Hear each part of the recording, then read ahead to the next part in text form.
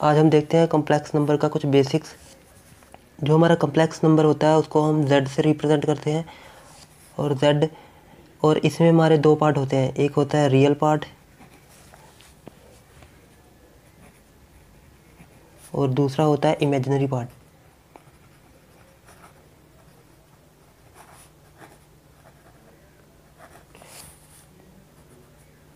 जैसे हमारे पास है ये z equal to a plus i b iota b, तो जो ये a है ये हमारा रियल पार्ट और ये हमारा इमेजिनरी पार्ट।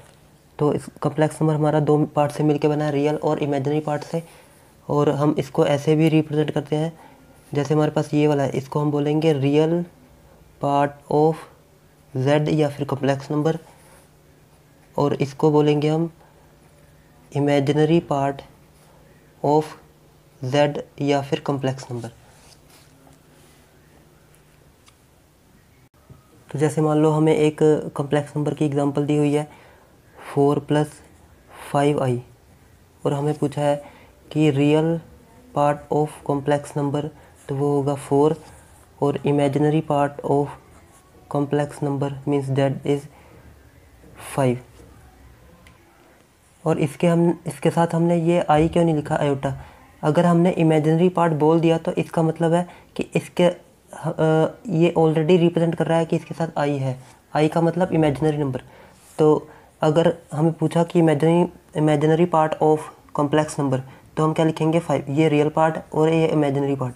इमेजिनरी पार्ट का हम 5 अकेला लिखेंगे, और ये अंडरस्टूड है कि इसके साथ एक इमेजिनरी नंबर आई होगा। ये हमारे इसी लैंग्वेज से ही पता लग गया। तो फिर रियल पार्ट हो गया 4 और इमेजिनरी पार्ट क्या हो गया 5। और जैसे मान लो हमारे पास एक एग्जांपल दी हुई है कि 9i, ये कॉम्प्लेक्स नंबर है या नहीं है। तो जो कॉम्प्लेक्स नंबर होता है वो दो पार्ट से मिलकर बना होता है, रियल और इमेजिनरी से। तो हम इसमें ऐसे कर सकते हैं z इक्वल टू 0 + 9i, ये हो गया कॉम्प्लेक्स नंबर। इसमें ये रियल पार्ट है और ये इमेजिनरी पार्ट। एक और एग्जांपल, जैसे हमारे पास दिया हुआ है 10, ये कॉम्प्लेक्स नंबर है या नहीं। तो इसको हम कॉम्प्लेक्स नंबर की फॉर्म में लिख सकते हैं। ये ऐसे हो जाएगा 10 + 0 आयोटा। तो इसमें रियल पार्ट भी है और इमेजिनरी पार्ट भी है। तो जैसे मान लो कि हमारे पास ये 1, ये हमारे पास नेचुरल नंबर है, 2 नेचुरल नंबर, 3 नेचुरल नंबर, 4, इनमें से कोई भी नंबर उठा लो। तो अगर हम उसको कॉम्प्लेक्स नंबर की फॉर्म में लिखें तो लिखा जा सकता है। जैसे हमने इसी को उठा लिया 2 को, तो हम इसको लिख सकते हैं 2 + 0 आयोटा। मतलब ये 2 भी कॉम्प्लेक्स नंबर है। 3 को भी लिख सकते हैं 3 + 0 आयोटा। 4 को भी लिख सकते हैं 4 + 0 आयोटा। मतलब सारे नेचुरल नंबर को हम कॉम्प्लेक्स नंबर की फॉर्म में लिख सकते हैं। वैसे ही अगर हम होल नंबर्स में क्या होगा, बस ये इसके साथ एक और 0 आ जाएगा, और 0 1 2 3, तो ये इन सब को भी हम कॉम्प्लेक्स नंबर की फॉर्म में लिख सकते हैं। कोई भी ले लो, ये हो गया 0 + 0 आयोटा, ये भी कॉम्प्लेक्स नंबर की फॉर्म में लिखा जा सकता है। इसको भी लिख सकते हैं, इसको भी। अब उसके बाद अगर हम कोई और नंबर ले, जैसे मान लो कि हमने इंटीजर्स को लिखा। इंटीजर्स में क्या आता है, इंटीजर्स में नेगेटिव वाली टर्म भी आ जाती है, -1 -2 -3 -4, और ये 0 1 2 3 4। तो इन सब को भी हम कॉम्प्लेक्स नंबर की फॉर्म में लिख सकते हैं। ये सारे इंटीजर है हमारे पास। तो इंटीजर्स चाहे हम कोई एक ले लेते हैं, ये हो गया -3 + 0 आयोटा। मतलब इंटीजर्स को भी हम कॉम्प्लेक्स नंबर की फॉर्म में लिख सकते हैं। इसका मतलब नेचुरल नंबर भी सारे कॉम्प्लेक्स नंबर है, होल नंबर्स भी हैं, इंटीजर्स भी हैं, या फिर हम बोल सकते हैं रियल नंबर सारे। जैसे रियल नंबर दो पार्ट से मिलकर बना होता है, एक रैशनल नंबर, एक इर्रेशनल नंबर।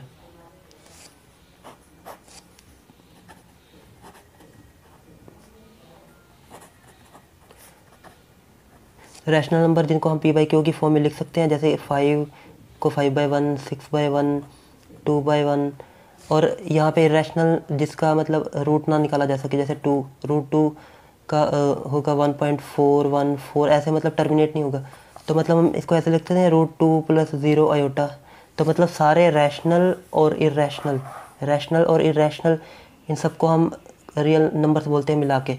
तो रैशनल को भी हम, इसको भी हम 5 + 0 आयोटा, इसको भी हम कॉम्प्लेक्स नंबर की फॉर्म में लिख सकते हैं, इसको भी हम कॉम्प्लेक्स नंबर की फॉर्म में लिख सकते हैं। इसका मतलब रैशनल और इरेशनल ये भी कॉम्प्लेक्स नंबर की फॉर्म में लिखा जा सकता है। तो इसका मतलब रियल नंबर सारे कॉम्प्लेक्स नंबर हैं। तो वही हमने बोला है कि ये ये जो था ये रियल पार्ट है, तो यहाँ पे रियल पार्ट आ सकता है। इमेजिनरी नंबर इसके साथ कोई भी हो सकता है जिसके साथ आई लगा हो। तो अगर हमें कहीं पे क्वेश्चन आ जाए कि यहाँ रैशनल नंबर्स और इरेशनल नंबर को कम्प्लेक्स नंबर की फॉर्म में लिखा जा सकता है कि नहीं, तो फिर हम ये हमें पहले ही पता होगा कि इसको हम लिख सकते हैं। उसके बाद देखते हैं equality of complex number. Equality of complex number, दो कम्प्लेक्स नंबर अगर इक्वल हैं, Z1 इक्वल टू Z2 है, ये तभी पॉसिबल है जैसे हमारे पास Z1 दिया हुआ है A प्लस आयोटा B और Z2 दिया हुआ है C प्लस आयोटा D। अपनी तरफ से हम कोई दो कम्प्लेक्स नंबर ले लेते हैं, तो ये दोनों तभी इक्वल होंगे A plus iota B equal to C plus iota D जब इसका रियल पार्ट इसके रियल पार्ट के इक्वल होगा, मतलब कि A इक्वल टू C होगा, और इमेजिनरी पार्ट के इक्वल होगा, मतलब B इक्वल टू D होगा। तभी दो कम्प्लेक्स नंबर आपस में इक्वल हो सकते हैं। अगर हम इसकी एक एग्जांपल लें, तो जैसे हमें मान लो एक दिया हुआ है कम्प्लेक्स नंबर Z1 दिया है x प्लस आयोटा y, और Z2 दिया हुआ है 4 प्लस 5 आयोटा। तो हमें पूछा है find x and y if these two complex numbers are equal, these complex, या फिर हमें ऐसे दिया if Z1 equal to Z2। अगर Z1 इक्वल टू Z2 है, तो हमने अभी जो पढ़ा कि अगर दो कम्प्लेक्स नंबर इक्वल हैं तो उनके रियल पार्ट और इमेजिनरी पार्ट इक्वल होने चाहिए। तो इसका मतलब है कि अगर Z1 इक्वल टू हमें Z2 दिया हुआ है, तो इसका मतलब है x plus iota y equal to 4 plus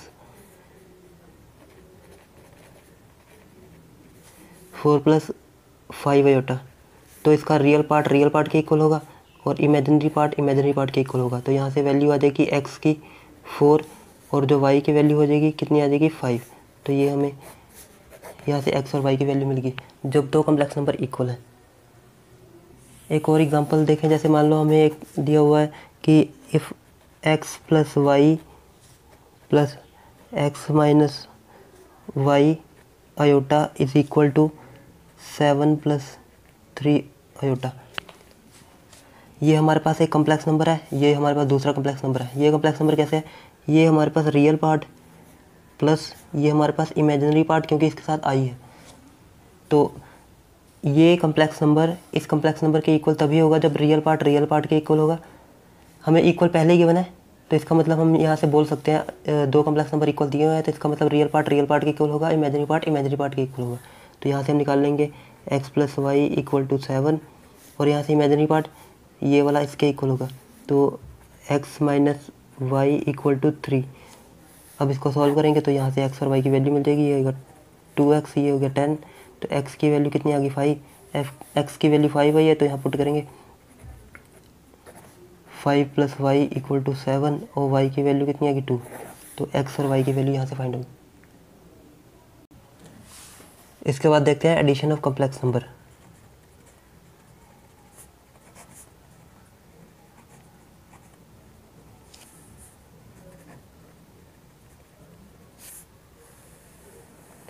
जैसे मान लो हमारे पास एक कम्प्लेक्स नंबर दिया है Z1, और ये है हमारे पास A प्लस आयोटा B, और दूसरा कम्प्लेक्स नंबर दिया है C प्लस आयोटा D। अब हम इसको कम्प्लेक्स Z1 को Z2 से ऐड करेंगे तो ये होगा A प्लस आयोटा B, और इसमें C प्लस आयोटा D। तो इसमें हम क्या करेंगे, जो रियल पार्ट है वो रियल पार्ट से ऐड होगा, और जो इमेजिनरी पार्ट है वो इमेजिनरी पार्ट से ऐड होगा। तो मतलब कि हो जाएगा A प्लस C, और यहाँ पे हो जाएगा आयोटा B प्लस D। तो यहाँ से हम देखा कि अगर हम दो कम्प्लेक्स नंबर को ऐड करेंगे तो हमें दोबारा कम्प्लेक्स नंबर ही मिलेगा। ये रियल पार्ट हो गया और ये इमेजिनरी पार्ट हो गया। इमेजिनरी पार्ट कैसे है, इसके पास आयोटा है। एक एग्जांपल ले लेते हैं, जैसे हमारे पास एक कम्प्लेक्स नंबर है 4 प्लस 3 आयोटा, और दूसरा कम्प्लेक्स नंबर है 5 प्लस 4 आयोटा। तो अगर हम इसको ऐड करेंगे तो ये हो जाएगा 4 plus 3 iota plus 5 plus 4i। तो ये हो गया 5 प्लस 4 9। रियल को रियल से ही ऐड करेंगे और इमेजिनरी को इमेजिनरी से। तो ये हो गया 4 3 7i।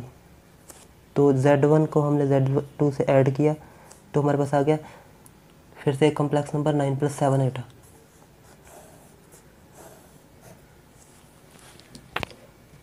इसके बाद सब्ट्रैक्शन ऑफ कॉम्प्लेक्स नंबर।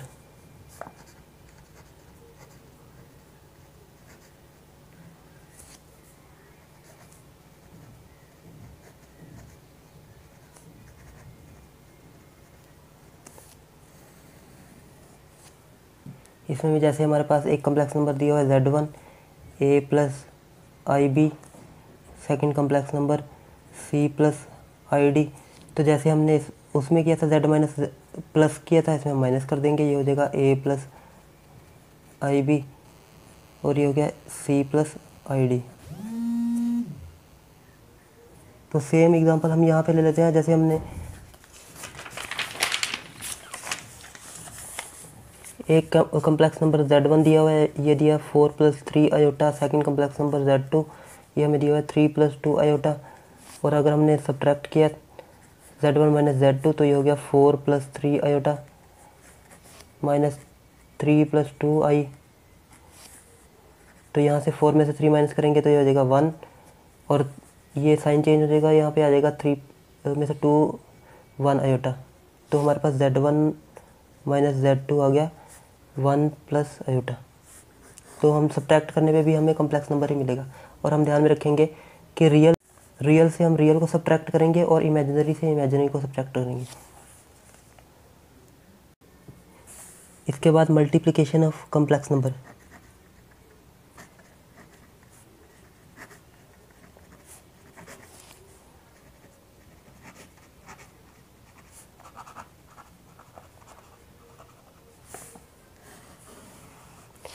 जैसे हमें एक कॉम्प्लेक्स नंबर दिया हुआ है a प्लस आई बी और सेकंड कॉम्प्लेक्स नंबर दिया हुआ है c प्लस आई बी। तो अगर हम मल्टीप्लाई करेंगे Z1 को Z2 से तो ये हो जाएगा a प्लस आई बी और c प्लस आई डी। अब इसको सिंपल मल्टीप्लाई करेंगे, a को c से किया तो ये हो गया AC, a को इससे किया आयोटा d से तो ये हो गया a iota a d, iota b को किया से आयोटा बी सी, आयोटा को आयोटा स्क्वायर बी डी। तो यहाँ से आ गया a c plus iota a d plus iota b c. और यहाँ पे हो गया आयोटा स्क्वायर तो हमारा होता है -1, तो ये हो गया -1। तो यहाँ से माइनस बी डी आ गया। अब रियल को रियल के साथ ये रियल और ये रियल और जिसके पास आई है वो इमेजिनरी, तो इसको एक साथ कर देते हैं। तो ए सी माइनस बी डी और ये हो गया, दोनों के पास आयोटा है तो कॉमन लेंगे, ये हो गया a d plus b c. तो Z1 इंटू Z2 आ गया ये। एक एग्जांपल से देखते हैं। जैसे हमारे पास एक Z1 कॉम्प्लेक्स नंबर दिया हुआ है 2 प्लस 3i, Z2 दिया है 4 प्लस 5i और हमें Z1 और Z2 का प्रोडक्ट पूछा हुआ है मल्टीप्लाई। तो ये 2 प्लस 3i और ये 4 प्लस 5i मल्टीप्लाई करेंगे। 2 4 the 8, 2 5 the 10i, 3 4 the 12i, 3 5 the 15 और ये आयोटा स्क्वायर। तो ये हो गया 8 प्लस 10 और 12 22i और आयोटा स्क्वायर -1 होता है तो ये माइनस का 15। तो यहाँ से -15 को 8 से, यहाँ पे प्लस का 8 या माइनस का 15, तो यहाँ गया -7 प्लस 22i। तो हमारा Z1 और Z2 का जो प्रोडक्ट आ गया ये भी एक कॉम्प्लेक्स नंबर ही मिला। उसके बाद कॉन्जुगेट ऑफ कॉम्प्लेक्स नंबर।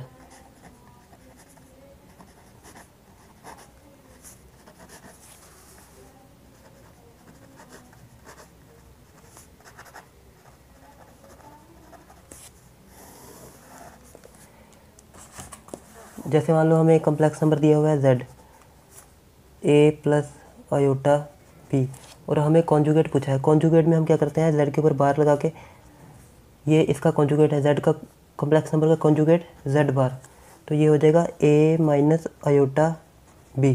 बस हमने इमेजिनरी पार्ट के आगे वाला साइन चेंज कर देना है।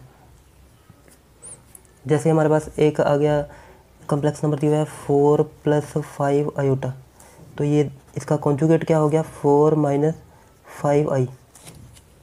इमेजिनरी के आगे वाला साइन चेंज करना है। यही क्वेश्चन अगर हमें ऐसे दिया हुआ कि एक कॉम्प्लेक्स नंबर दिया है i माइनस 5, अब इसमें हम क्या करेंगे, इसमें हम जब इसका कॉन्जुगेट फाइंड करेंगे तो इमेजिनरी के आगे वाला साइन चेंज करना है। इसके आगे क्या लगा था प्लस, तो इसके आगे कर देंगे माइनस, और रियल को कुछ नहीं करेंगे, रियल को हम वैसे ही लिखा रहने देंगे। तो ये होगा उसका कॉन्जुगेट 2 प्लस 3i का कॉन्जुगेट 2 माइनस 3i। तो मतलब हमने क्या करना है, सिर्फ इमेजिनरी पार्ट के आगे वाला साइन चेंज कर देना है। तो ये हमारा इंट्रोडक्शन पार्ट था। आई होप आपको समझ में आ गया होगा। कहीं पे भी आपको डाउट हो तो कमेंट करके पूछ सकते हैं। Thanks for watching.